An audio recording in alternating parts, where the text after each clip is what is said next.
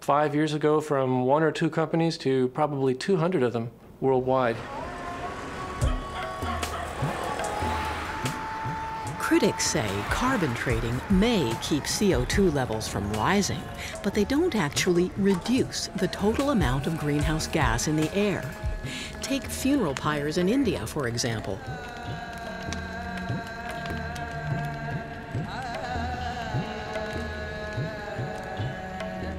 This is the Gomti River, a tributary of the sacred Ganges. More than 8 million Indians are cremated each year, and each cremation uses about 400 kilograms of wood. Any way you do the math, that's a lot of forests cut and a lot of smoke into the air. But this is a Hindu religious tradition that is not likely to be given up anytime soon. Carbon hunter Anshul Garg has found a way to keep the tradition and save trees. We have reduced the wood consumption by 75%. And by that amount, we are reducing the greenhouse gas emissions also.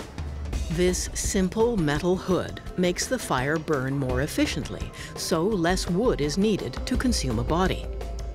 Because we are reducing greenhouse gas emissions, we are eligible for carbon credits. We have a potential of about 5 million carbon credits to be earned per year. It means about 100 million US dollars. But here's the tricky part. Anshul's fuel efficiency project was part of a plan already in the works to clean up the smoky air even before carbon credits came along. For a project to qualify as a genuine carbon credit, according to UN rules, a project must take additional carbon out of the air. The new buzzword is additionality.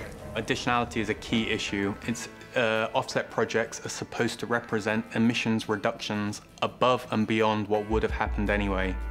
But often what we're seeing is projects that were in the pipeline, that were being developed, that were going ahead regardless of carbon offsetting or carbon trading, suddenly tarting themselves up as an offset project in order to gain a little bit of extra revenue.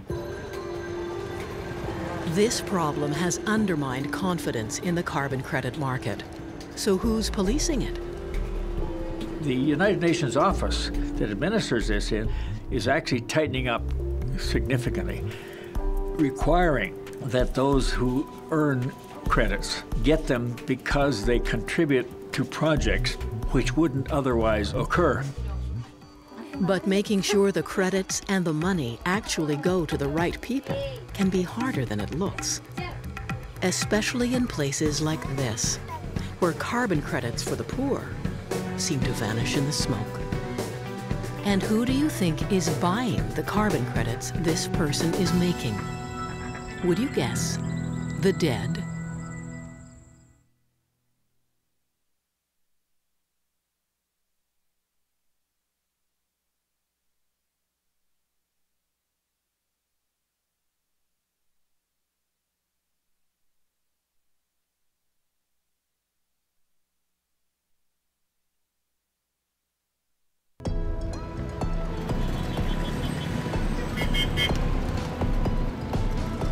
Carbon hunter Sean Burns has landed in the Philippines. Can you take me to Matthias? To check out one of Asia's biggest carbon credit projects.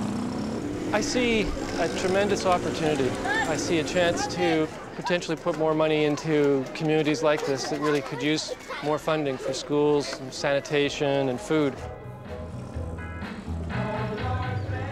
This is the village of Payatas, at the foot of one of the largest dumps in Manila. They call it Garbage Mountain. The people here have been making a living from the dump for generations.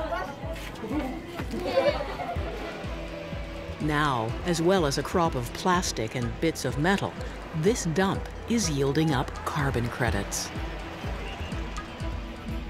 Garbage Mountain uses pipe